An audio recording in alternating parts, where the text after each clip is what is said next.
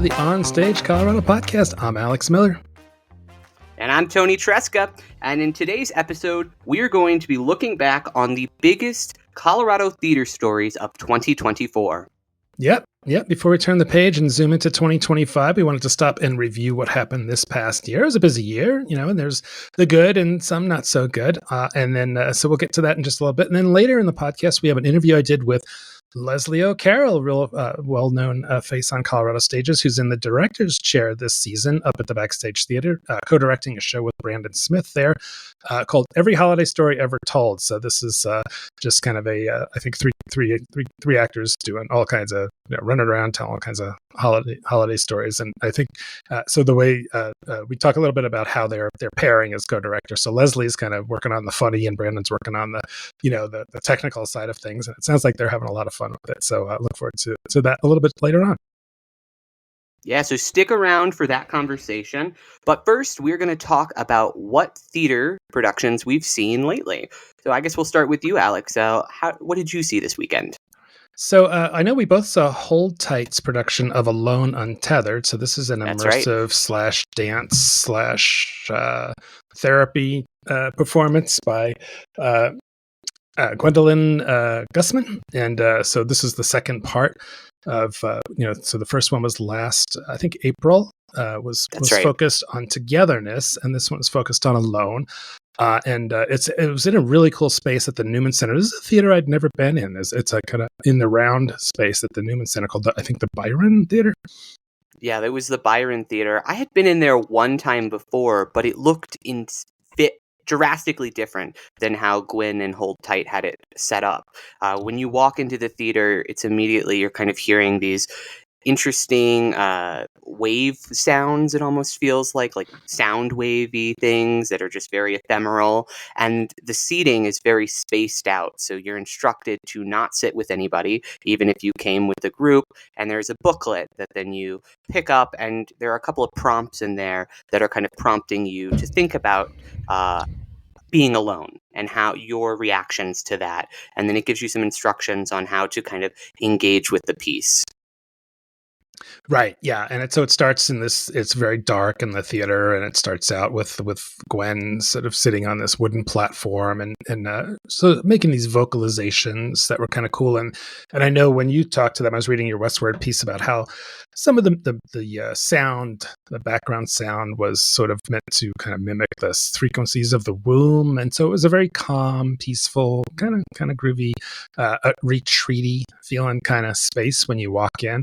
Then she moves, into these movements and solo dance things, and then it kind of goes. I don't know. I know that we had a little bit of a difference in how we felt it was realized. I didn't feel like the individual pieces, focused on alone as much as I thought they should have, given the theme. She was talking about this willow tree and some of her childhood, I guess, trauma, about her birth, which, so I don't know, it didn't all add up to me. At the same time, I thought it was a really neat experience. I wasn't sure as a theatrical or dance piece, it was successful as it was just kind of a cool event. Yeah. And I guess I had a different reaction to it than you did, as we talked about this a little bit before we started recording. I found that the kind of disparate nature of the pieces mixed with these kind of interpretive dance sections that were kind of interspersed between when Gwen would get on these blocks and do essentially kind of monologues and sharing stories from her past, like about this encounter with a willow tree, which was the first time that she experienced loneliness. She told another story about how this rock that she would go to in nature and how it kind of helped her be in solitude, but then there was this family disrupting it. And I thought it was interesting that all of these different stories, I actually agree with you that it wasn't as much about alone as I was expecting, because I think the kind of undercurrent of the show ended up being that even if you think you are alone, that's just kind of a silly way to think about life, because we're all constantly surrounded by other humans and we need other people to survive, whether we like it or not. And so I thought that kind of interesting idea of starting from this place of like, oh yes, I loved being alone in nature, but then kind of building to it was disrupted, and then kind of her leaning in and talking about her birth, and kind of even though she went through this experience alone, her and her mother went through very different experiences alone. They were still kind of reliant on other people in the hospital. So, and then I really enjoyed the kind of final component of the piece in which Gwen invited us to talk to our neighbors and kind of start engaging, and then come down to the floor. I agree with you. It felt very much like a retreat, like a kind of a yoga or a spiritual retreat. And Yeah. from talking with Gwen, that's kind of the vision for the trilogy in its completed form. She'd love to, because it's a durational piece in its final conception, once all three parts of the trilogy are completed, and so it's meant to be seen back to back, actually, in the order of Alone, then Mother, which is going to be debuting next year, and then finally Together, which we saw earlier this year in April. And she wants to do it over a long weekend and kind of break it up with different retreat-like activities. And I think that for that setting, it would be very, very powerful to experience. Exactly. Yeah. And I was thinking about that too, because like, if you're thinking about them as chapters, there was maybe too much space between the last chapter and April. It's almost like when the series ends and it's like not 2 years before it comes again. It's like I wasn't maybe in as good a space to really appreciate the connection between the two. And so seeing or experiencing the three of them together might be, like you said, a very really powerful experience. So we'll have that I guess to look forward to in 2026. Of course, this show is already over. It was just one weekend, but I got to tell you, despite any misgivings I had, I just really appreciate Gwen's passion for this and how much work went into it. It was a beautiful production. The set was really cool. As we talked about last time, they repurposed that big rope and they turned it into this sort of willow tree that was super cool. All of the light and sound was a really, really well done and affecting. So definitely a cool experience, and look forward to seeing what she does with Mother and then the trilogy altogether. So on a opposite end of the spectrum, I went up to Candlelight and saw Scrooge the musical. So this was another well done Candlelight production. They do this very well. These big musicals, they just kind of bang them out. And they had Wayne Kennedy, well known from the Boulder Dinner Theater, in the role as Scrooge, and he was great. He was a great Scrooge. The whole thing was really solid throughout. We talked a little bit about the kind of the situation up at Candlelight with the dinner component of the dinner theater not really being quite as good as it used to be. We were really surprised at kind of the low quality of the offerings when the meal came around. And you had experience as well, right? Yeah, I did. When I went up to see Always Patsy Cline, so their show right before this, in my review for Boulder Weekly, I actually ended up talking about my experience with the food, just because the food was such a different quality than I remember it being from other Candlelight shows. I ended up getting the fish that time around, and it was so overcooked, it was practically inedible. So, yeah, I don't know what's happening in the kitchen over at Candlelight. I'm not sure if maybe they had a change of personnel back there, or if they changed suppliers or something like that. But you definitely notice it on the audience side that the food is not quite at the same level that it once was. Right. And I will say that we both had the same thing, the fish and chips, but overall I didn't go around and poll people. So I know their big thing is like the prime rib that people seem to like, and up there. So I can't say that this is happening across the board, but it was certainly an eye opening. And if patrons are having that experience there, they might think twice about going, but not in this case. They were completely sold out for this run. So apparently it's not dissuading people from going up there, but I would definitely hope that they address that situation up there.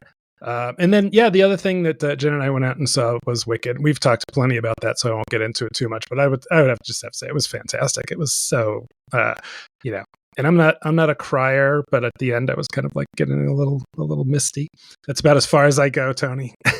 Oh my gosh. You got misty at Defying Gravity, Alex? This makes my heart so happy to hear. It's like also, a superhero, origin story sort of thing, and totally different take on, and honestly, I'd never seen Wicked, so I didn't know the story other than the basics. Okay, Cool. I do want to ask you, Alex. Do you have any predictions for what's going to happen for Wicked Part 2? Because I've not everybody in my circles who I've seen Wicked with, they've all either they already know what's going to happen in Wicked. So I'm just so fascinated to hear from you. What do you think is happening in the second chapter? I'm assuming she's going to be Breaking Bad. There you go. wildly misunderstood. And who knew animal rights was such a big part of that story? And feel bad for Peter Dinklage's goat. Hopefully he comes back and is redeemed. Poor Dr. Dillerman. Yeah. Yep. I guess we just got to wait just over a year to see what happens. Right.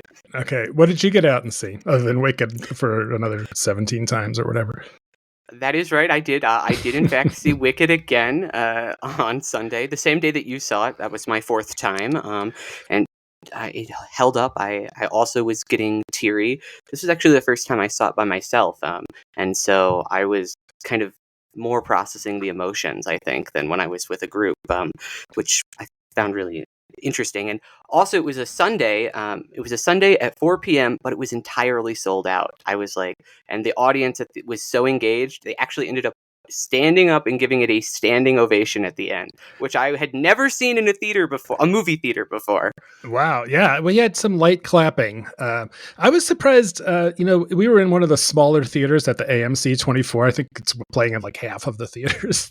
But it was interesting to me. At first I was like, wow, I guess it's already kind of fading away because there weren't that many people in the theater. But like people come in late, a lot of people come in really late. Like they don't want to watch the previews or anything like that. So. But you just described me, Alex. I walk into movie theaters 20 minutes late because AMC shows 20 minutes of trailers, and I hate trailers. I hate them. They're the bane of my existence, and so I will do anything to avoid them. I quite literally, I time it so that I walk in as the trailers are ending. Well, you really want to do it right as Nicole Kidman is ending her. Well, if you're at AMC, it's always this Nicole Kidman thing, which I'm sick of looking at. What? Oh no! See, that's where I disagree. I love the Nicole Kidman. What? I want to watch her tell me about the power of cinema. I just don't want to watch any of the other like crappily edited trailers. All right. Well, let's get back to on stage. What else did you see this weekend? So I attended the opening night of the long-awaited production of Vintage Theater's Black Nativity. Yeah. So this was the kind of a holiday retelling of the nativity story from an African-American perspective. That's the first act, and the first act is very short. It was only about like 35 minutes long, and it's basically just recounting the nativity story with some very beautiful singing, and then the second act is set in kind of modern day. The way that the script by Langston Hughes is written, the first act is very scripted and tight. It's telling the nativity story from a pretty accurate biblical perspective, and then the second act is there's nothing written actually. Directors are just free to make up what's going on, and so. For this production, Jo Bunton-Keel, who is the director, longtime Eulipians Theater producer over there, she's done Black Nativity many, many times around Denver. And so she's kind of chosen to think about the kind of cycle of violence that happens around the world. And so that was what we were kind of discussing with the second act. This was not a production that I super connected with. It's very, very biblical. It felt a lot like being in church, which as somebody who is not I'm not religious, I would consider myself more spiritual. I am willing to admit that I don't know everything that's going on in the world, but I don't really like organized religion, and this show is a lot about you need to go to church, you need to you need to find God or whatever, and it was just a little bit preachy, which from talking with the director, Jo Bunton-Keel, that was kind of her goal. She wanted to make it feel like you were in a church. And so I'd say she succeeded. It just wasn't for me. Yeah, nor would it be for me. So I'm glad that you let me know about that. So, and then you saw, I'm sorry, go ahead. Yeah, but I would want to say the singing in particular is really incredible. So if you're looking to hear some kind of like Christmas songs sung very well, and some gospel songs in particular, this production is doing a very good job at that. Some of the acting is not quite at the same level that you might have come to expect from vintage theater, particularly in that first act. The nativity section is pretty clunky, I would say. I think maybe they were still working out some of the technical kinks as well on opening night, because there was a lot of times when actors were just in the dark. So, yeah. Okay. And then you got out and saw Glowing too, right? That's right. Yeah. So this was the collaboration at the Savoy in Denver between Theater Artibus and Starry Nights production. And you saw this one as well last week, I believe. Yep. And it's kind of a circus aerial show about moths, and 100% agree with you. Basically no plot. It's just like this woman played by Janine Bragg, who is trying to capture these moths, and the moths are doing silly moth-like things. But I had a lot of fun with it. There's not a ton of circus-centric theater in the Colorado area. I'm thinking of, like, there's Circus Foundry and then Soul Penny. But aside from that, there's really not a ton of groups who are doing anything circus-focused. And I'm a circus guy. I like seeing the aerial stuff. Yeah, I like watching juggling. Juggling's cool. Oh my God. When they were juggling, we were passing the bowling pins between a human person and moving around the space. I was losing my goddamn mind. So I'm okay with sacrificing a little bit of the story for the spectacle in this case, because I was very much there for it. And I think we might have an early front runner for a best lighting design spot at the Oscar Awards this year. That's the OnStage Colorado Awards, just for the unacquainted listeners out there. But Sean Mallory's work with this production, not only the overhead lights that hang in the Savoy, but I also just love the integration of lighting design that was built into the set, as well as all of the different objects and props that they had. Many of them had a light up component as well, that just made the show constantly kind of surprising in terms of how it was utilizing light. Yeah, almost like we were just talking about with the Untethered show. It's like there was the atmosphere itself was so cool.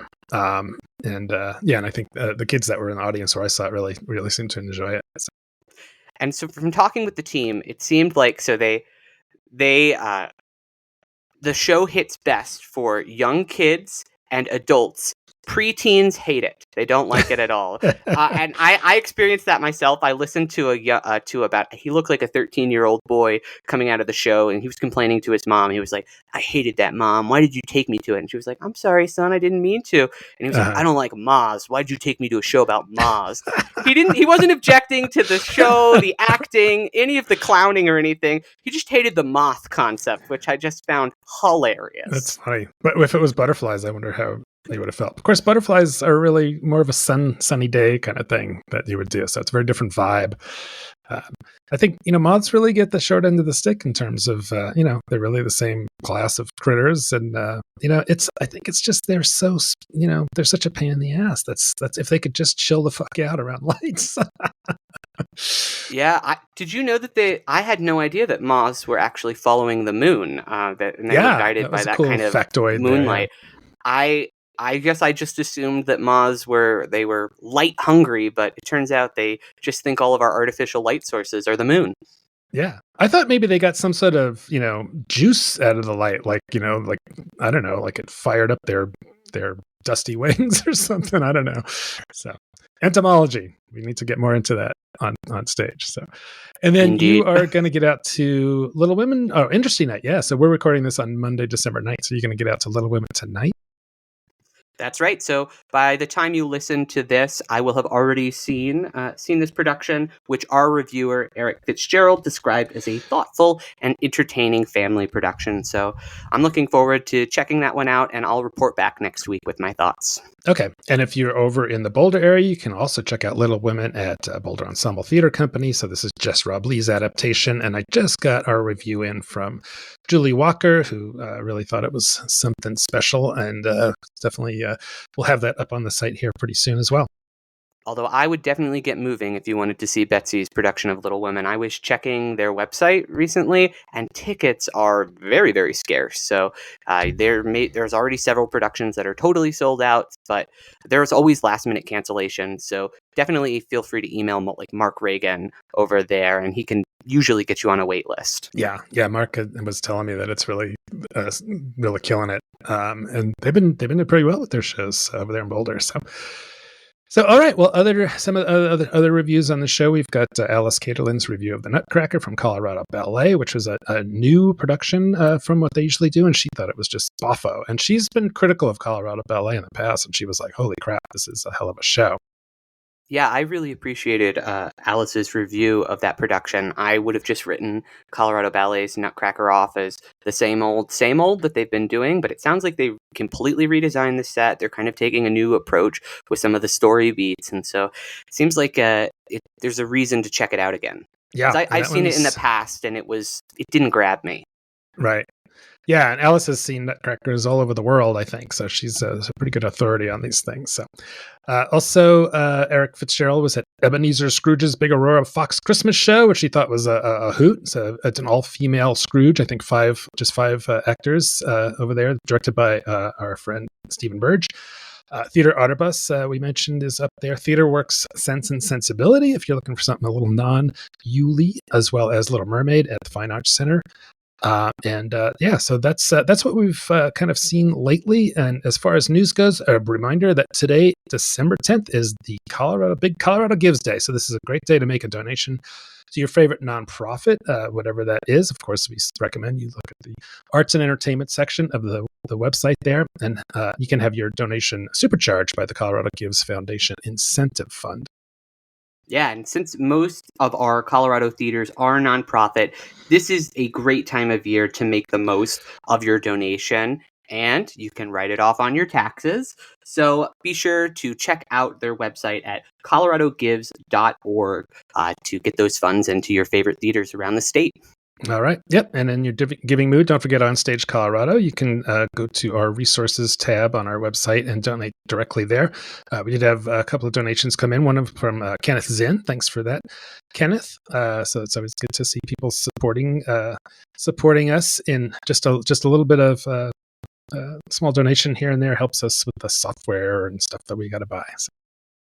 Other news, just in case you may have missed the onslaught of Facebook posts announcing this, I just wanted to note that the 2024 Broadway World Denver Award nominations were announced on December 4th. Right. And so, yeah, it's hard not to notice them. Every time I open social media, there's more theaters touting their nominations. But I'm always a little suspect of these. It seems like you can just kind of game these to get your theater in there. But I don't know exactly how these awards work. Do you, Toni? Yeah, that was my thought process exactly. I was very curious to understand what these awards were all about, so I decided to do a little bit of research.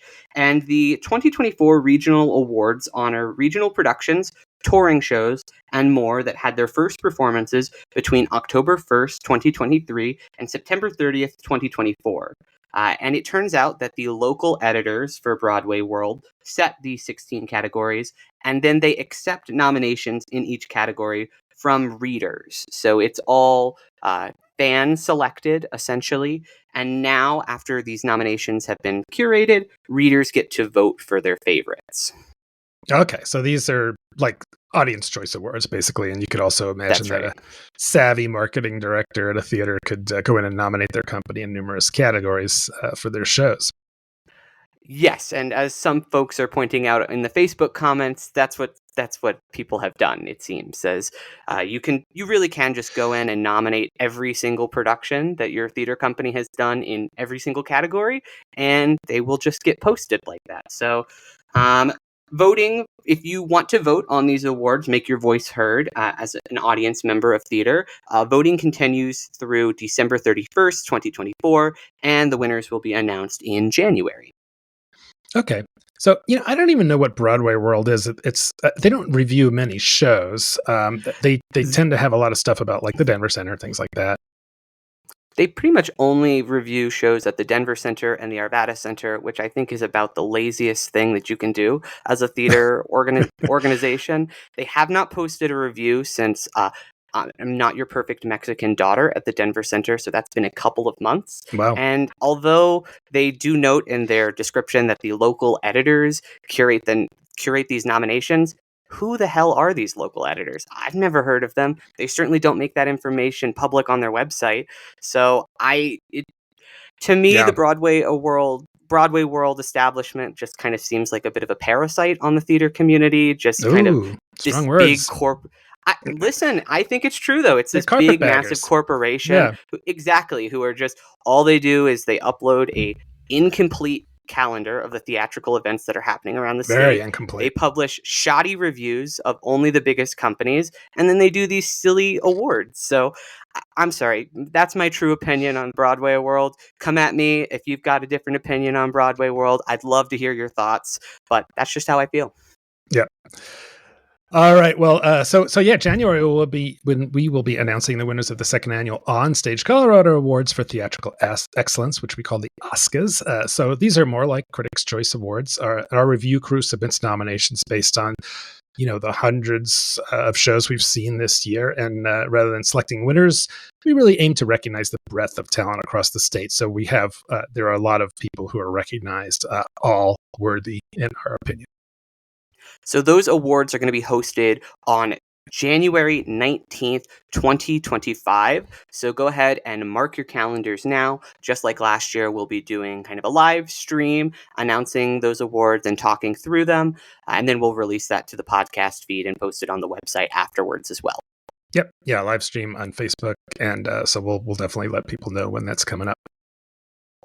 And finally, before we move on, I just wanted to spotlight a couple of conversations that I had in theater spaces recently. So first, Vintage Theater's executive director, Margaret Norwood, shared with me at Black Nativity that she's a super fan of the OnStage Colorado podcast. So If you're listening right now, Margaret, thank you so much for listening. It was a delight having that conversation with you. But she just shared with me that she finds the podcast to be a really valuable service for theater producers and audience to kind of know what types of theater are happening around the state, and perhaps more importantly, what theater isn't being done. So she said that she uses the information that we discuss on the podcast to help understand how vintage theater fits into the larger theatrical community and kind of help plan their seasons going forward. Okay, cool. Yeah, well, thanks for the kind words, Margaret. If you want to help the OnStage Colorado podcast and website survive, you can, as we say, make a donation or buy an ad on the site for your theater. Even just a little small ad or two helps us. So, and you can leave a review on Apple, Spotify, or wherever you listen. And also make sure you subscribe to our weekly newsletter. It comes out every Thursday. So that's a really great resource for people. Yeah. Also at Vintage Theater, I met two longtime season ticket holders. And in addition to kind of a fascinating discussion about whether or not Black Nativity would ultimately attract the audience whose mind it seeks to change, and we kind of agreed we didn't think it would, just because of the ticket prices and kind of the overt religious nature of the piece. But I also asked them why they chose to subscribe to Vintage Theater as season ticket holders. And their answer really surprised me. So they noted the show's quality, and they both lived in the Aurora area, so they kind of liked that. But the thing they pointed out and really honed in on was the parking at Vintage Theater. They were like, it's always so easy to park there. It's pretty much one of the easiest places to park besides the Arvada Center, which I definitely agreed with. The king of easy parking, the Arvada Center, yeah. The king of it. They've just got lots and lots of parking over there. You could go to the Arvada Center in an RV and be just fine. Absolutely. A semi-trailer. You could bring multiple school buses and you would be totally fine there. But yep. I just thought it was so interesting to hear that the ability to park at a venue really factored into people's ticket purchasing or season ticket subscription. So it's not just us who thinks about parking, Alex. Yeah. Well, if you think about a lot of times theaters will say our competition is the couch. And so convenience is key. So if you've got to go do battle, at with just find a place to park. And I would say, Vintage is, I mean, they have a dinky little parking lot, but sometimes if you get there early enough, you can get a spot there. But you can usually park. There's a municipal lot around there. There's some other, it's not that hard. You do have to, it's not like not quite as easy as Arvada, but yeah. So, did they mention the death spiral at the DCPA complex? Oh, absolutely. They ranted against the Denver Center. They were like, they love the Broadway shows that they bring in. They were a little bit more mixed on the theater company, the productions, but they were like, we basically never go to the Denver Center because we hate parking there. We hate having to pay to park, and we hate leaving the parking lot. So I just thought that was interesting. Yeah, that's tough. For some reason, because I've been going to the Denver Center for a long time, and I remember, a long time ago it was $5, and it was $8, and then it kind of just kept going up and up and up. And then when the pandemic hit, they rolled it back to I think $8 or $10, and I was like, okay, I mean that's reasonable. And then they jacked it back up, back up to $15, and it's just like, come on, so many cars parking there. Do you really need all that? But I don't know. Also, this is just another rant against the Denver parking lot, but they're actually breaking state law right now. So Colorado ended up putting in a law during the pandemic that you have to accept cash. Every business has to accept cash, but the Denver parking garage is not. They only accept credit cards. So it's only a matter of time before somebody reports that, because that is an illegal business practice, actually. Wow. And they just went through this whole big thing about getting new payment things in there, and they got rid of the little booths. And so now that it seems like rolling that back to cash would be almost impossible without another huge thing. Yes, I would agree with you, because they're definitely trying to move to that humanless system, which I guess in an effort to cut costs and cut out personnel, they're cutting the parking attendants. But yeah, I'm not sure how they're justifying that, because it is quite explicit in the state law that businesses must have a cash option. But as I drive into the parking garage, I meet a sign that says no cash, credit card only. So I don't know how they're doing that.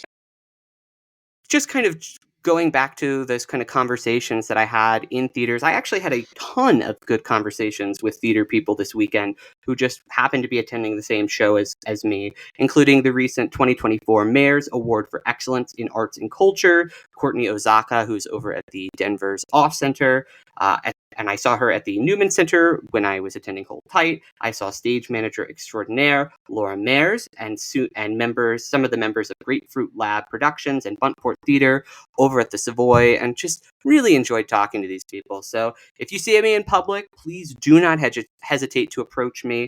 Having these conversations fills my cup. That's great. Yeah.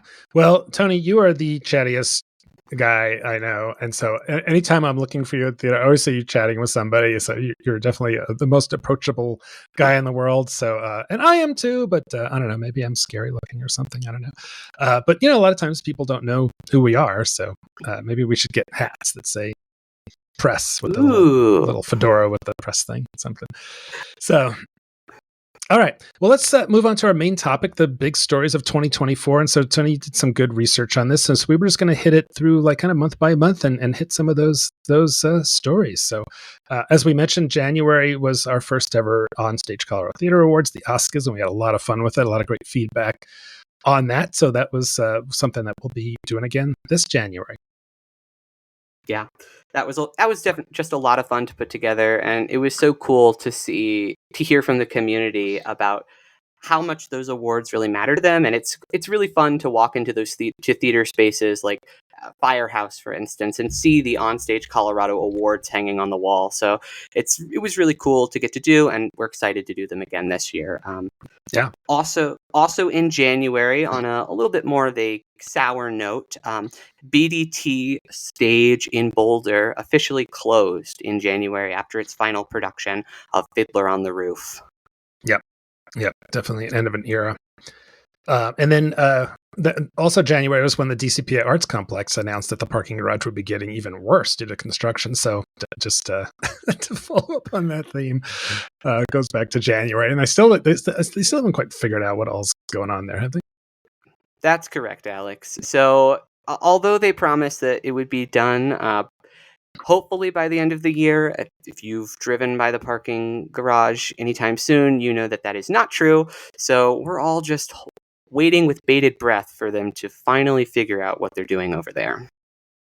All right. Well, yes, holding our breath, not holding our breath. So, in February, I wanted to mention this jukebox for the Algonquin at Miners Alley. It was playwright Paul Stroley came into town. So he's associated with the Purple Rose Theater, Jeff Daniels' outfit in the Chicago area, and he was in the cast. And really great guy. I had coffee with him one day, and I think we had him on the podcast. Did we have him on the podcast? Yeah, I think so. And so he's got a lot of stuff going on. He's having luck with getting jukebox in other theaters, and he's got other projects going up. So just wanted to shout out to Paul Stroley, and I hope he comes back to town again sometime soon. Absolutely. February was the annual Colorado New Play Summit hosted at the Denver Center for the Performing Arts. So this is a 2-day event in which 4 different plays receive a kind of staged readings in the Denver Center space. And both you and I noted that this year was a little bit disappointing in terms of the productions that they ultimately featured. I really only thought one of the 4, which was Cowboys and East Indians, really was up to snuff, and I thought was really deserving of a future life. And the other 3 just felt really underdeveloped, and yeah, it wasn't not quite as good as maybe some of the other years. Yeah, definitely. I'd love to see Cowboys and East Indians stage, but I couldn't even tell you what the other ones were. They were kind of didn't really resonate for me. But we do have The River from the New Play Summit in 2022, I guess, coming up at the Denver Center in the spring. So I'm really looking forward to that. Denver playwright coming up there. And are they doing another one from the New Play Summit this coming season? I can't remember.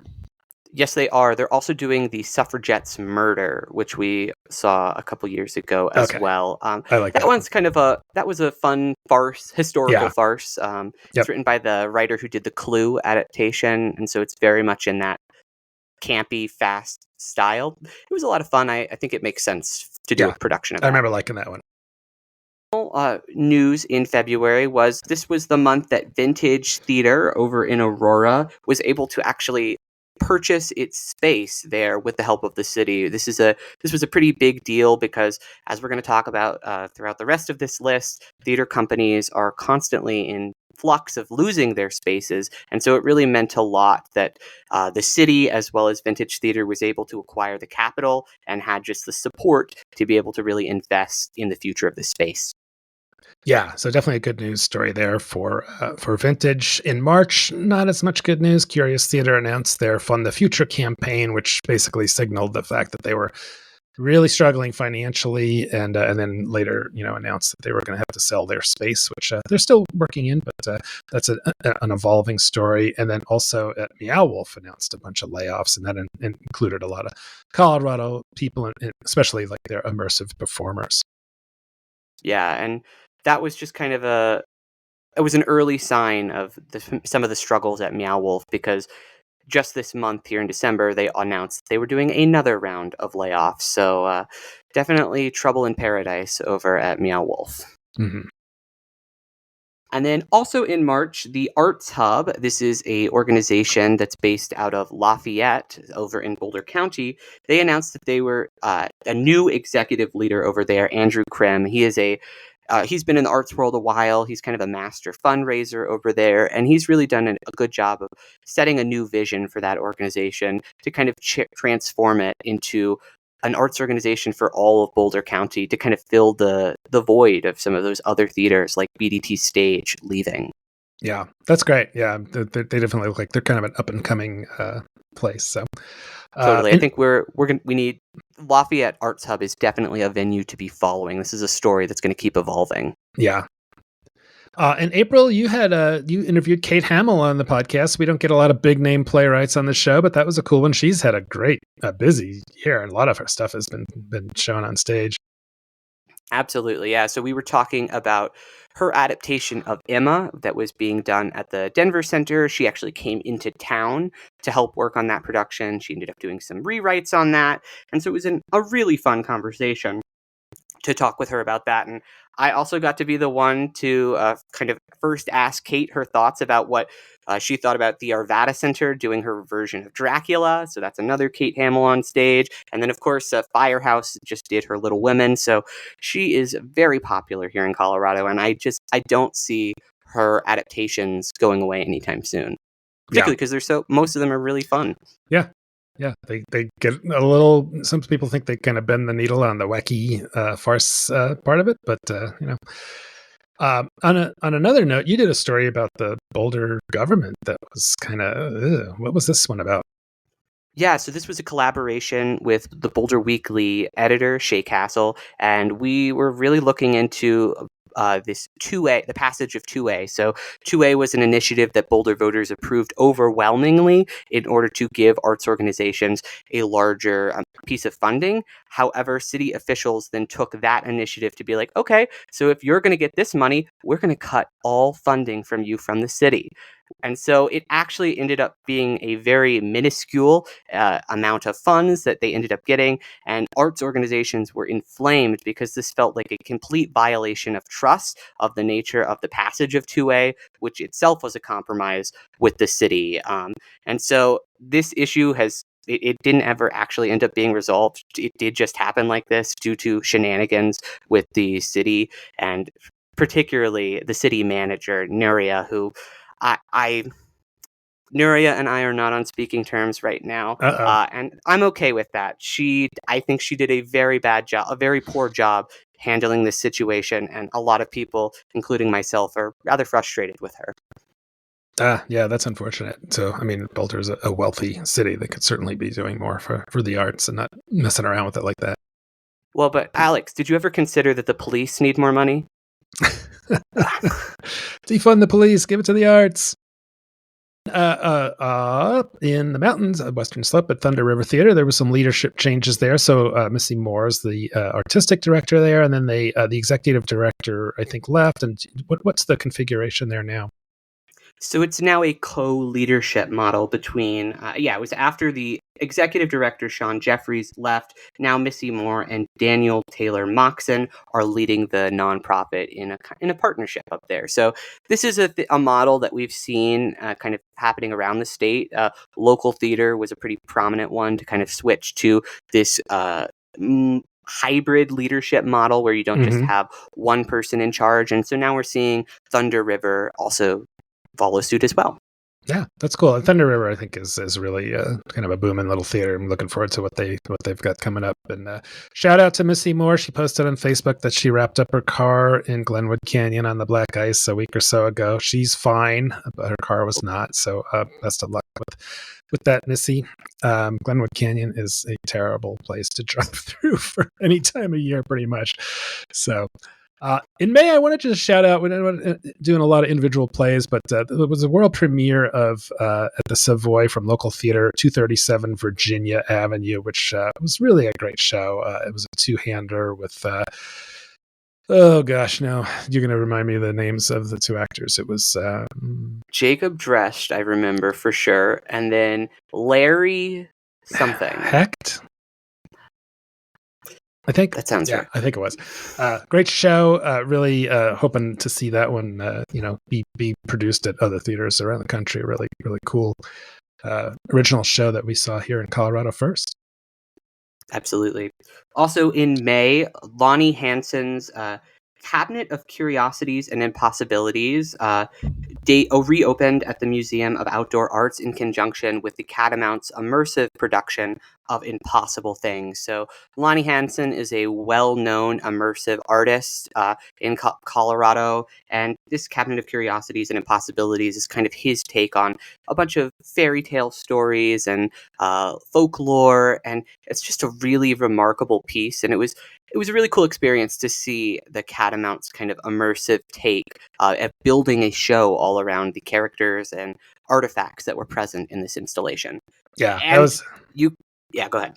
I was just gonna say that was neat. I think it was one of the best Catamount things in a while. So Yeah, I would definitely agree with that. It was a really cool show. They kind of had it set up on a kind of like a clockwork style. So you were in a bunch of different groups. It was a really intricate show to kind of to produce. And if you want to actually see Lonnie's Cabinet of Curiosities and Impossibilities, you can. You can go over to the Museum of Outdoor Arts, where it is just on display permanently there. So, Yeah, and I definitely recommend going and checking it out.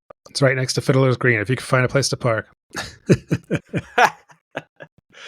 On a sadder note, Benchmark Theater in Lakewood announced that they were leaving their space and kind of shutting down. So Benchmark was one of those theaters that was doing all kinds of really interesting, sometimes very daring shows, but also like not pulling in audiences. I mean, a lot of times, I'd go see a show there and I was among maybe 10 other people in the audience, and this kind of the handwriting was on the wall, I guess. But still miss them, and I hope they do come back in some form.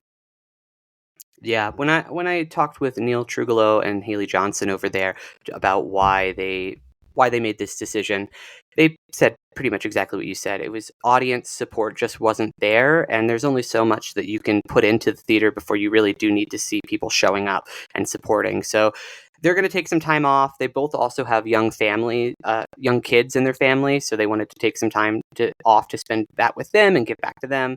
And I know we saw Haley on stage this year as well, so also kind of explore some other parts of theater that maybe she hadn't been as able to do when she was so focused on Benchmark. But yeah, like you said, I do hope that Benchmark eventually returns in some form, because they were doing a lot of really gutsy stuff that other companies wouldn't touch with a 10-foot pole, like Blasted. Yes, Blasted kind of blew our brains out. That was a wild show. In June, Denver Fringe Festival kicked off its 5th season in a boffo fashion. Really, their biggest one ever. Had all kinds of cool stuff in this year's festival, and so that one's going great. So props to the Fringe Festival for keeping that going. That's not easy. Yeah, and some other good news that happened in June was Creed Rep announced that their search for a new artistic director. This was a search all around the country that they had conducted for several months. They announced that it was complete, and they had selected Emily Van Fleet as their new artistic director. And for those in the theater community, here we kind of all let out a big cheer, because Emily is just a great person. She's a wonderful actress on stage. And so I'm really excited to just see her take on Creed Rep. Yeah, and really great to see somebody from Colorado picked to lead up. It's very storied program down there in Creed. I think 65 is it? I think their 65th season coming up. So. Mm-hmm. Yeah, and some more good news. June was the month of good news. Su Teatro, the Chicano group based out of Denver, purchased a new space. So they actually acquired the blue building at 695 Santa Fe Drive, and that's going to be the home of their education program, as well as just allow them to do more programming in their main space. Because previously they had to host some of their classes in there, do rehearsals in there, as well as do their shows there. So now they're going to just be able to spread stuff out and do a whole lot more. And from talking with the leadership over there, this is just the first of 2 planned expansions that they're going to be doing. They also hope to acquire the building that's right next to the blue building as well. So really just creating kind of a cultural campus for the arts right there on Santa Fe. That's fantastic. It's a really valuable resource for the Latino community and all of the community that want to go. They do a lot of interesting productions there, and give us that exposure to that community. It's great. In July, so we mentioned earlier, Curious Theater. At this point, it was when they announced that they were selling the building, so that their fund just didn't quite pan out for them. They were looking for a lot of money, and just didn't quite come through. So. Again, still an unfolding story. They did their last show still in their original building on Acoma Street there. But on the better news, Cleo Parker Robinson started construction on the extension of its space. So they've had their own building there for a while. This kind of really well-known Denver dance troupe. So they've really looking towards the future with expanding their space. Also, in July, we had an insanely hot day over at Darkfield in July. So this was the opening night. This was actually your experience, Alex. Yes, it was like 100 degrees out. So this was a Denver Center Off Center. This was a kind of like a traveling production. It wasn't their production. It was kind of an out of towners. I think they were from Australia, weren't they?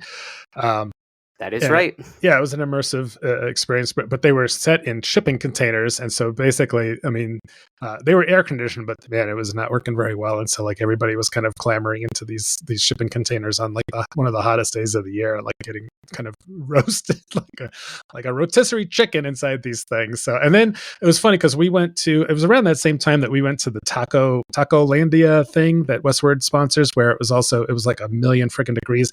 And then we went to see Merry Wives of Windsor at the Royal Green Theatre in Boulder, where it was like 10 below zero in there. So we were shell shocked, like physiologically that day, Tony. That's one day I will never forget in my life, Alex.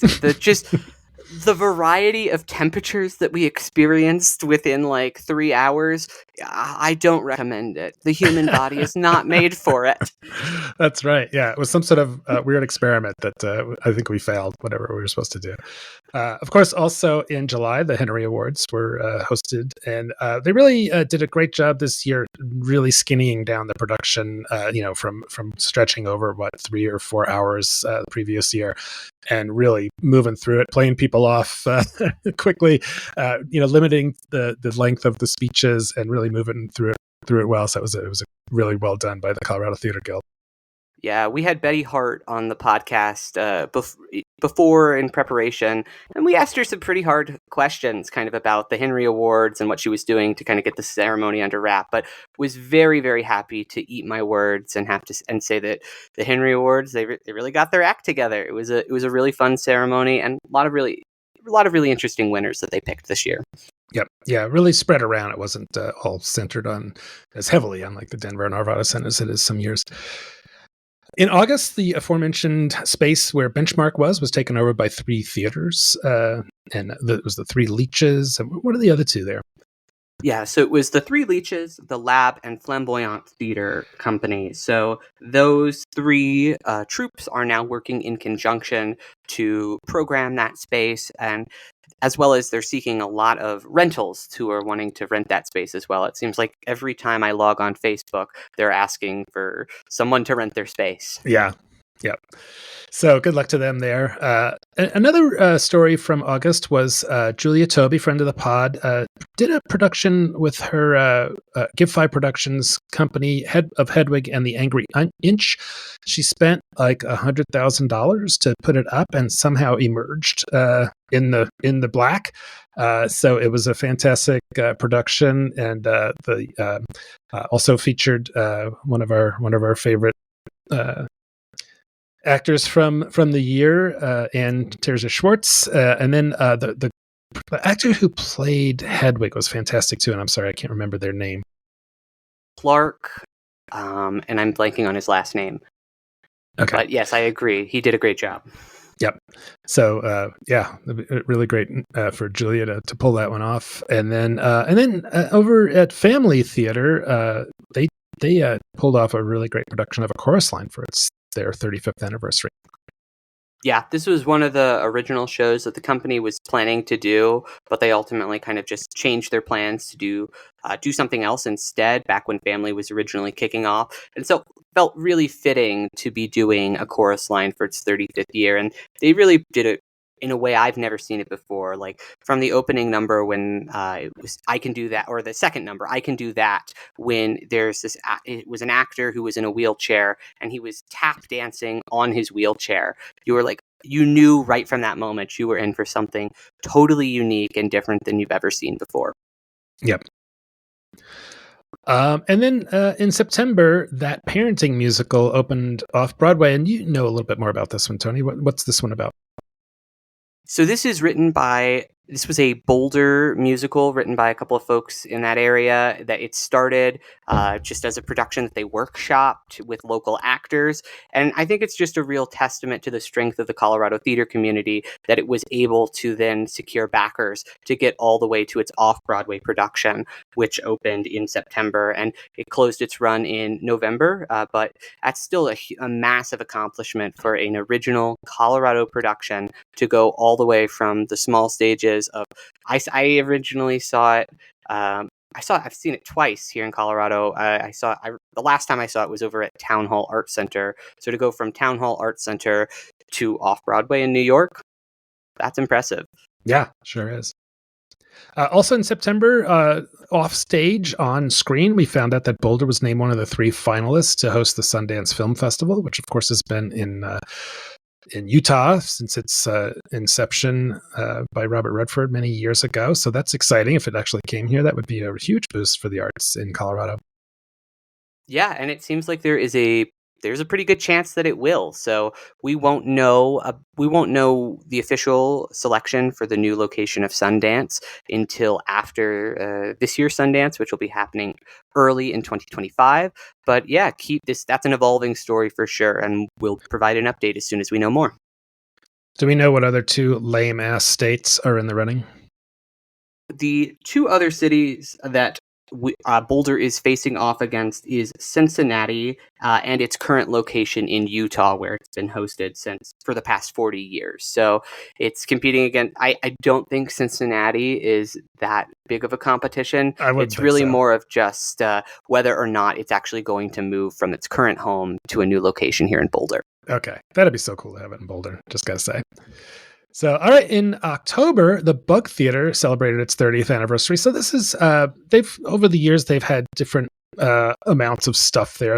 It's been a while since they've had like a in residence theater there, but they have a regular like comedy stuff and improv and things like that. So it's neat to see that they're still, and it's a great space for places that don't have their own venue to put up shows. Yeah, and it's pretty much the last remaining remnant of the Navajo Arts District over there. That space used to be bustling with galleries and performances happening all the time, but it's since been insanely gentrified. I mean, you look around, it's like Pilates studios, high-end coffee shops, and these like fine dining experiences, and then the Bug Theater on that strip. And I just applaud the entire team over there for keeping it alive and producing just really stuff that you wouldn't see anywhere else. Like one of my favorite memories this year was attending The Android's New Soul at the Bug Theater, and that is an insanely campy musical that I couldn't imagine on any other stage in Denver but the Bug. Yep. Also in October, we learned that Casa Bonita performers are unionizing. So this has been a big story since the 2 South Park guys decided to buy this kind of shitty old Mexican restaurant and transform it into its glory days. Where it's also got this performance aspect. It's got the cliff divers and other types of performers. So it's cool that they did that, but it's been not without controversy. Yep. Yeah, particularly because Trey and Matt are not exactly pro-union, so this move did not. It's faced a little bit of internal backlash, and so I'm definitely pro-unionization for these performers, but I know it's an uphill battle for them. Yep. Also in October, Wheat Ridge Theater announced it was closing at the end of the year, and we talked about them last week in the pod, and just sorry to hear that the financials didn't work out for them there, and hope that they can come back in some other form, maybe in 2025 or 2026. Mm-hmm. And also this month, it was announced that Caitlin Lowens was resigning as the artistic director of Theater Works in Colorado. They're taking another position elsewhere, but this is a pretty big loss for Theater Works there, particularly since they've only had 2 artistic directors in their history. There was a really long search to get Caitlin. I think they were kind of hoping that they would stick around for a little bit longer, but they thought they got a better job. And from what I've heard, Caitlin did a ton of interesting productions over there and a lot of really cool relationship building. So I heard a lot of outpouring from the theater community when they announced that they were leaving. Okay. All right. In November, you were at the Denver Immersive Invitational. That was a big deal. Yes, it was. So this was the first ever immersive theater competition. It's a 48-hour competition in which a bunch of different teams drew different topics and category constraints out of a hat, including what room they were going to be in, kind of the slant of the story. And then they had 48 hours to produce original about 7 to 10 minute immersive experiences. And actually had the privilege and honor of being one of the judges for this event, and it was just a lot of fun. My hat goes off to Denver Immersive, who helped sponsor this, as well as Off Center, who put their resources into it, and everybody especially I want to really shout out Christine Woods, who does an amazing job behind the scenes over at Denver Immersive and does not get the credit that she deserves, but she does amazing work there. That's great. Also in November, the Denver Center Theatre Company opened their 30th anniversary production of A Christmas Carol. So this is the big kahuna of Christmas carols in the state. It's a bang-up production every year that some people make it an annual, tradition. They just go every year with their families. Some people might see it every couple of years, like I usually do. But it's a great production. It's really cool to see it continue rolling on after 30 years. Yeah, and that brings us to December. So first thing that we wanted to spotlight in December was friend of the podcast, John Moore, who he's over at the Denver Gazette. He's their writer over there. He is doing his annual True West Awards, which these are kind of his version of awards that he gives out every year to honor a bunch of different stories throughout the theater community that happened in 2024. They're always really interesting to read. He does a fantastic job curating them. And yeah, so I definitely recommend heading over to the Denver Gazette to read all of his True West Award winners. To date, we've only had 9 since he announces one every single day, but he'll be posting them every single day in December. These are really neat, and they're awards in a sense, but they're stories, they're celebrations of these theater artists that John Moore has been covering theater for decades in Colorado. He knows more about theater than he's forgotten more about theater than we'll ever know, kind of thing. He just knows all the people. He's just such a deep knowledge of it all, and it's always a fun time of year to see those recognitions that he brings around. So definitely check those out in Denver Gazette, and then we'll close on something meta. So the OnStage Colorado podcast breaks down the year that was for the first time ever. So that's happening right now as you listen. Yes, and we hope to make this a yearly thing. So return back next December, where we will round up the top stories of 2025. That's right. All right, well, we're going to take a break, and when we come back, our top 10 Colorado headliners, as well as my interview with Leslie O'Carroll and Branden Smith from the Backstage Theatre. So hang on, we'll be right back. OnStage Colorado is brought to you by the Aurora Fox Arts Center, presenting Ebenezer Scrooge's Big Aurora Fox Christmas Show through December 22nd. 5 nimble actors play dozens of roles in this hilariously fast-paced and highly imaginative staging of the world's most famous holiday tales. Tickets at aurorafoxartscenter.org. OnStage Colorado receives support from the Colorado Fine Arts Center at Colorado College, presenting The Little Mermaid through December 29th.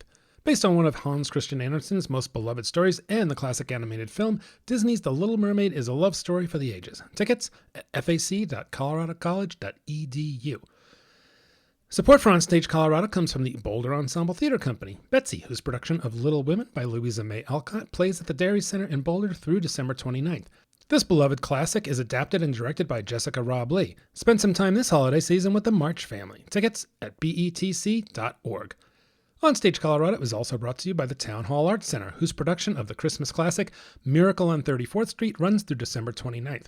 Town Hall also has a participation Christmas Carol running December 11th through 21st. This limited engagement is a unique interactive take on the Dickens classics, where young audience members go on stage to help tell a tale of Bob Cratchit, Ebenezer Scrooge, and Tiny Tim. Tickets at townhallartscenter.org. All right, we are back and ready to hit this week's Colorado headliners. So these are some of the upcoming shows that we think you should know about in no particular order. So Toni, what have you got to start? So kicking us off this week, I've got Su Teatro's Christmas offering. So it's Christmas in Colorado. It opened December 5th and runs through the 22nd.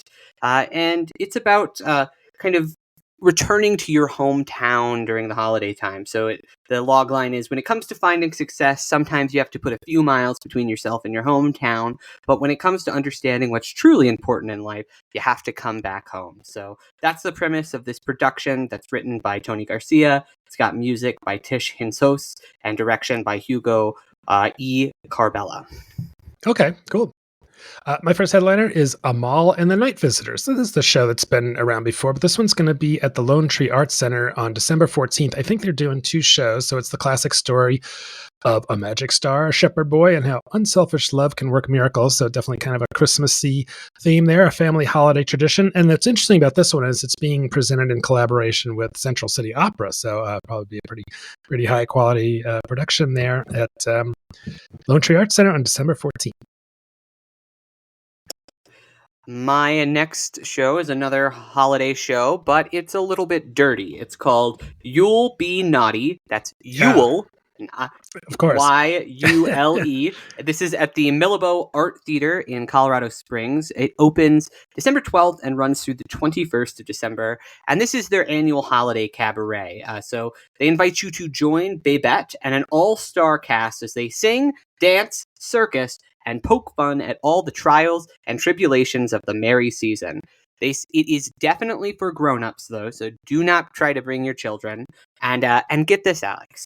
They say its signature holiday cocktail, glog, will be available to warm the cockles of your heart. Do you happen to know what a glog is? I don't know, but it sounds like something that would include rum and some sort of mulling spices or something like wassail or something. I don't know.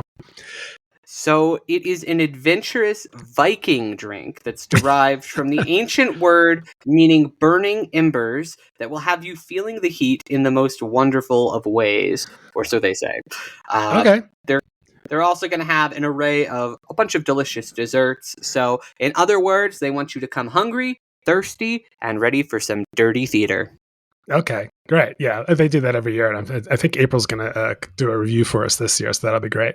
Excellent. In a similar vein, another returning naughty holiday show is Who's Holiday. So this will be at Vintage Theater all the way through the 31st of the month here.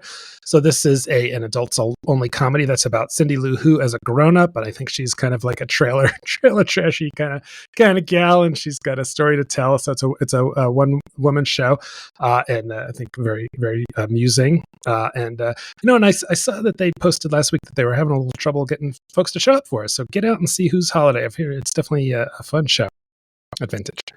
Yeah, it really is. I've seen this one before. The lead is just absolutely hysterical. It's all in kind of the Seuss rhyme language, but she is saying things that Dr. Seuss would definitely have not put in the text of any children's books. Even if he was thinking it. Yeah, even so. Okay, what's next on your list, Toni? My next thing on my headliners this week is actually two productions that are being done in rep by the Merrily Players in Durango for the holiday season. So they kicked off this kind of dueling performances of The Miraculous Journey of Edward Tulane and Jacob Marley's Christmas Carol December 5th, and they've got alternating performances of this through December 22nd. And as I talked about last week, the Miraculous Journey of Edward Tulane was one of the holiday shows that we spotlighted, and that's adapted from the book by Kate DeMillo, following a China rabbit named Edward Tulane, who is very vain, and then is lost by his owner and has to go on this adventure to kind of get back, and he learns a lot of life lessons. It's told through puppetry and things like that.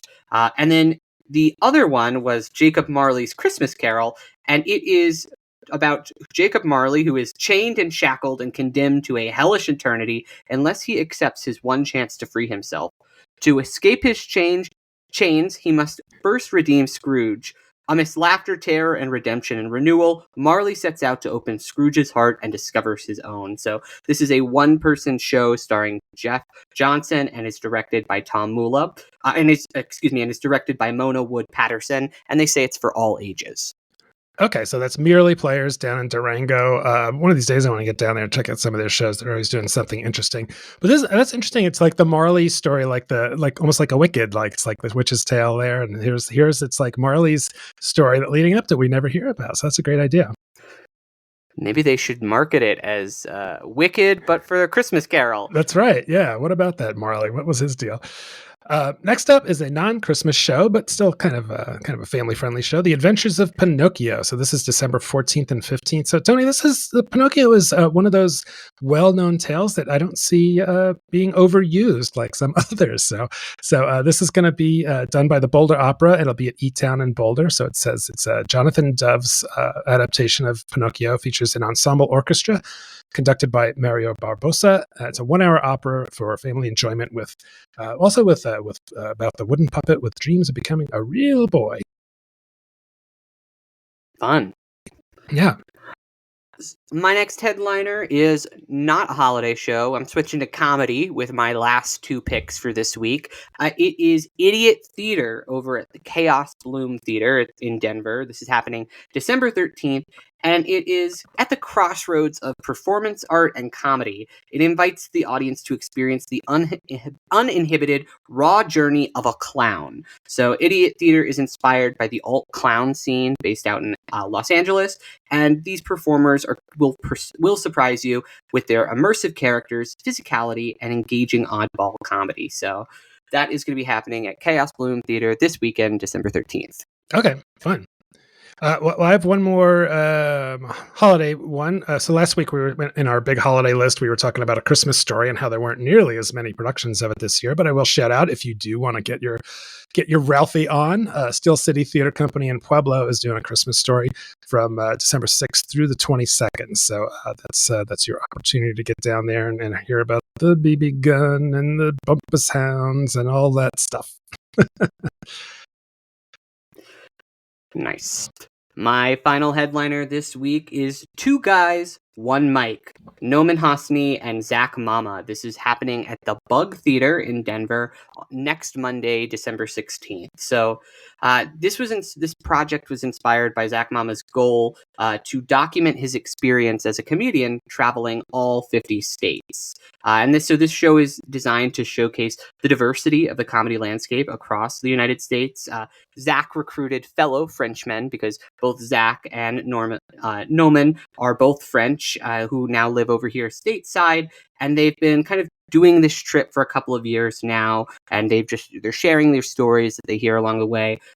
So far they've made stops in Louisville, Kentucky, Bentonville, Arkansas, Tulsa, Oklahoma, Boise, Idaho, and Salt Lake City, Utah, and now they're bringing their act to Denver. So wow. I just think this is a really interesting project because all of these it's a real skill to be able to perform comedy in all different markets, in all different parts and regions, because comedy is often so specific and it requires that kind of inness to really get the jokes. So it's a real talent if you're able to perform in both like more rural markets as well as the metro areas. Yeah. All right. Well, Bentonville, that's the home of Walmart. If you can make it there, you can make it anywhere. I don't know. All right. My last headliner is Funny Girl. So this is the touring Broadway production coming into the Denver Center December 10th through 22nd. So this is the story of Fanny Brice. That is the show that made Barbara Streisand a star and a household name. And I have to say, this is a soundtrack I'm very familiar with because my mother was a huge Barbara Streisand fan. And so I know this one probably like the back of my hand. I grew up in a dual household. My dad listened to Neil Diamond almost exclusively, and my mom was all about Barbara Streisand. So that was kind of in one ear and the other growing up, Neil and Barbara. So, but anyway, I'm sure that'll be a great show that opens today. Have you ever seen Funny Girl staged, though? No. I was going to try and make it to this one. I'm not sure I can do it. So, yeah. So, all right. Well, that is it for this week's headliners. Also on the site, we've got reviews of Once Upon a Mattress and Little Mermaid that I definitely encourage you to check out. And either up now or coming soon, we've got reviews of Alone, Untethered, Little Women at Betsy, Santa's Big Red Sack, Sense and Sensibility at the Ent Center, Scrooge the Musical at Candlelight, and we will have we'll have a review of Jolly Moxie over at Wonderbound coming soon as well. Are you reviewing that, or is Alice? Alice is going to do that one, yeah. So Alice Caitlin will have that. So, all right, yeah, go check out all those reviews plus the latest theater news and our huge calendar at OnStageColorado.com.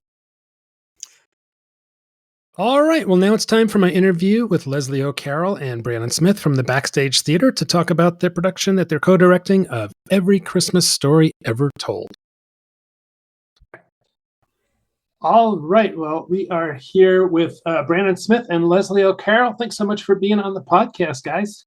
Thanks for having us. Yeah, so you are co-directing Every Christmas Ever Told at the Backstage Theatre this season, so December 11th through 30th. So I'm sure you're hot and heavy on rehearsals right now.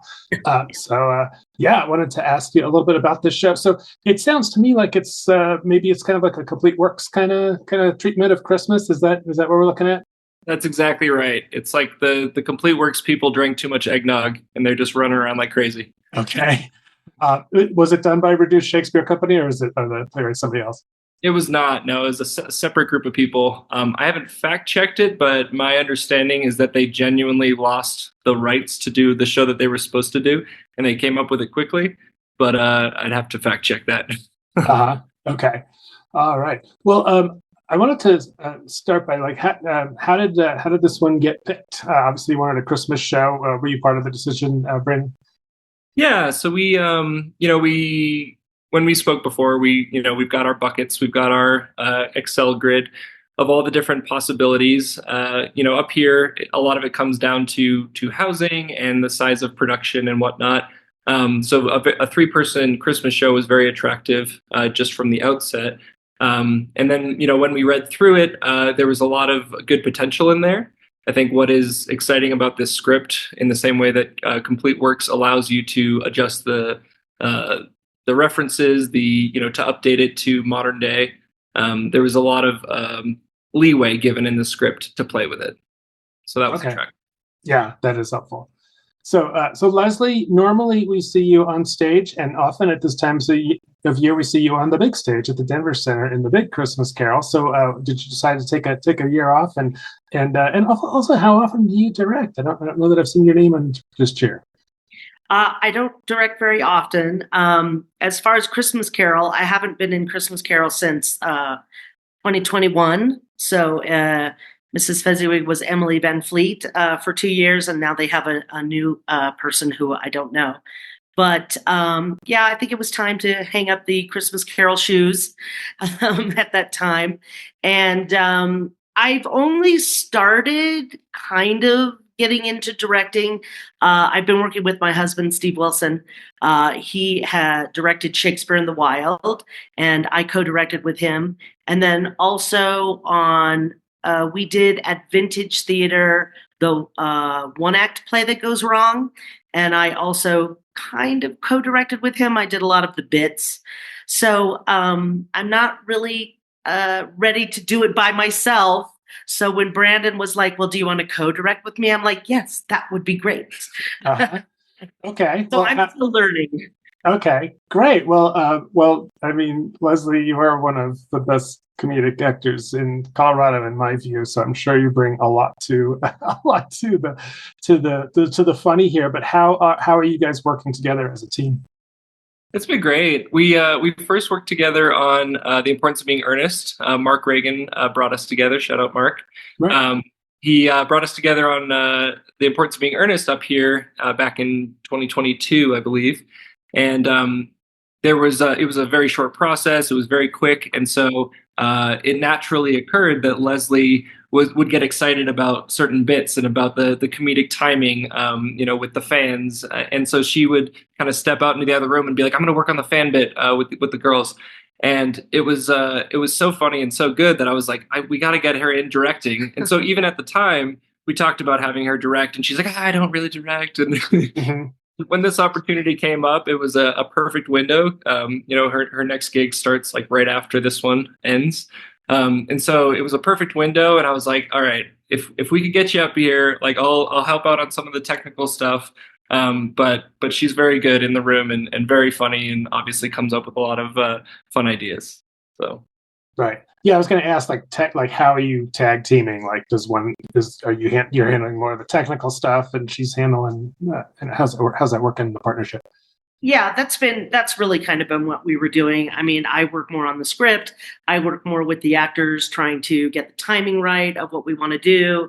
And Branden knows so much about all the technical stuff, and he's really great with, oh, let's do this sound, and we'll have this, and we'll have that. And, oh, this light will do this, and all the stuff I don't really. I mean, I my only experience with that is being on stage and like, oh, the light's on me. Yes, that's how. Hey. But it's been really fun just to be able to be in the room and collaborate, because I'm really big on collaboration. Even as an actor, I want to collaborate in the room, and this process has allowed that to happen, and it's been really fun. Yeah, the whole first week was redoing the script. We took the bones of it, and we knew, kind of what worked. There was a few things that didn't age well over the last, 20 years since it was written. A couple bits that didn't play. So we spent the whole first week collaborating with the actors and asking for their input, and they helped us, create completely different, bits that we otherwise wouldn't have come up with. So that was really fun too. Okay. And can you tell me who the three cast members are? Yes. We've got Joey Folsom. Oh, we have my mother calling. Mom. Please. We have Joey Folsom. We've got Caroline Turner, and we have Selah Krieger. Okay. Yeah. Great. Well, let's talk a little bit about the show itself. What are some of the, I'm sure it's on some of the biggies, Christmas Carol and all the Scrooge stuff. Does it hit any of the modern ones? Like, does it make fun of A Christmas Story and that kind of stuff? Yeah, the basic setup of the play is they all came here to do a 3-person Christmas Carol. And within the first 20 seconds, the second character walks out and says, I can't do it. I've done it every year. I started as Tiny Tim. Now I'm the old dead guy. We have to do something else. We have to mix it up. And then the second character comes in and says, yeah, I second. And so they've been conspiring behind the scenes to create this extravaganza that we experience. So we've got Rudolph the Red-Nosed Reindeer, Frosty the Snowman. We hit on all the movies are quick references because of copyright. We don't go too deep into them, but Gustav the Green-Nosed Raingoat is in place of Rudolph the Red-Nosed Reindeer because of copyright. So there's some fun. Raingoat, I love it. Yeah, so some tongue-in-cheek, references. So breaking the fourth wall sort of thing with that. What else do we cover? It's a Wonderful Life. We also ask for, at the very beginning, we ask for suggestions from the audience. So they'll be able to shout out their ideas of Christmas. And then we have some things that are set. And then we have some things that aren't set that the kids can riff on. It's very, informative too. There's traditions around the world. We cover Icelandic tradition, Swedish tradition, Krampus. Pretty much anything that you can think of. Fruitcake makes a starring role. Of course. Naturally. So it's a lot of fun. All right. So what are, like, for example, in Rudolph, like, what's one of the gags that's in there? So Gustav, the Green-Nosed Raingoat, is a misfit to the island of misfit toys, and he's emo, or she's emo. So we've got this great emo wig, and she goes off to the toys just brooding until they find out that we're all misfits, and they make their way back and they help Santa's sleigh fly through the air. Yeah. That's one of them. Okay, great. Can I assume it's a pretty fast moving show? Lots of costume changes and running about and that kind of thing. Yeah, one of the best parts of the show for the designers too is it's more than just the actors getting a laugh. Like, each department is getting laughs throughout, whether it's props, costumes, set, it's sound. It's very, very quick, and everybody gets a starring role, which is fun. Mm-hmm. Well, it'll be fun to see how this does. I mean, I know, from having done my fair of Christmas season shows at the Backstage long ago, that it's pretty easy to get people to wander in. The town is packed at that time of year, so you probably have some pretty good houses to play with. But you may have some people from outside of Colorado, and do you have to worry about? Are there any like political things in there that you have to worry about or anything like that? Nope. That was one of our first rules going in. Is nothing political. It's very family friendly as well. So any off-color references are right over the kids' heads, but there's no foul language or anything. It's very accessible and family friendly, but still geared towards it's not a theater for young audiences show or a TYA show. It's there's some good jokes in there that go just above their heads. Yeah. Okay. Good innuendo. Well, and I don't know, the internet age, maybe there's not so much as that as the adults think, but you can try. Yeah. So Leslie, are you staying up there? Are you commuting back and forth? It can be tricky at this time of year. No, I'm staying up here. I'm rooming with one of the actors and our stage manager. We're staying down in Frisco in an amazing condo. Thank you, Branden. And it's been great. So it's because, that drive isn't too bad. It's only an hour and 20 minutes or so. Or 3 hours. Especially when we had that big storm. Yeah. It's like, I wasn't even sure I was going to make it down for Thanksgiving. But it's like 2 feet of snow. Yeah, we had 2 or 3 feet of snow. It was insane. So being close has been super helpful. Yeah, I'm sure. All right. Well, anything else that you want to mention about the show before we sign off? Let's see. If you're looking for a fun evening, just to come in and chill, have a cocktail or a hot chocolate, and just, fast-paced, fun, some audience participation. Mm-hmm. If you're looking for that, this is the show for you. Yeah. So if you're up in Breck skiing or just doing the holiday thing, December 11th through 30th at the Backstage Theatre, it's every Christmas story ever told. I don't think you could go wrong with that. So thanks so much. But before we go off, I just want to ask real quick, Leslie, what do you have next after this? I'm going to be working on The Reservoir at the Denver Center. I'm covering Bev and Irene. Okay. It's a new play. Shelley Butler is directing. It's got a great cast, really great people. It's just the play was written by, I can't remember Jake. I can't remember his last name, but he's from DSA. He's from Denver. It's all local. It's a really good play, and I'm super excited to work on it. Yeah, it's a great script. I saw it at the New Play Festival. What was it? Was it last year or 2022? I'm going to say it was 2 years ago. Yeah, really great script. Very funny, dark. But magic realism. And, I really love it. Yeah, great. Well, look forward to seeing you in that. And then, Branden, what's next for Backstage? We've got our youth production of Finding Nemo coming up first. And then right after that, Every Brilliant Thing. Okay, great. All right. Well, thanks so much for taking the time to talk to us on the OnStage Colorado podcast. Again, it's every Christmas story ever told at the Backstage in Breck, December 11th through 30th. So get your butt up there and check it out. Thanks so much. Bye. All right. Well, that's it for this week's episode of the OnStage Colorado podcast. Next week, we are going to take another run at having Brian Landis Volkins, a.k.a. BLF, on as our guest host. We actually tried to do this last month when he was in Puerto Rico, but the audio on his end just didn't end up being up to snuff.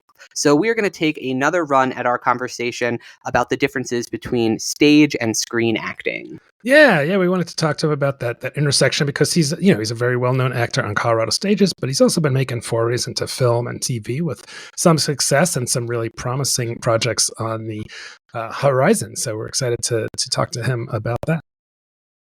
Absolutely. So lots of exciting stuff is on the way. If you want to stay up to date on all that's going on in theaters and comedy venues around the state, please subscribe to the OnStage Colorado newsletter, which comes out every Thursday.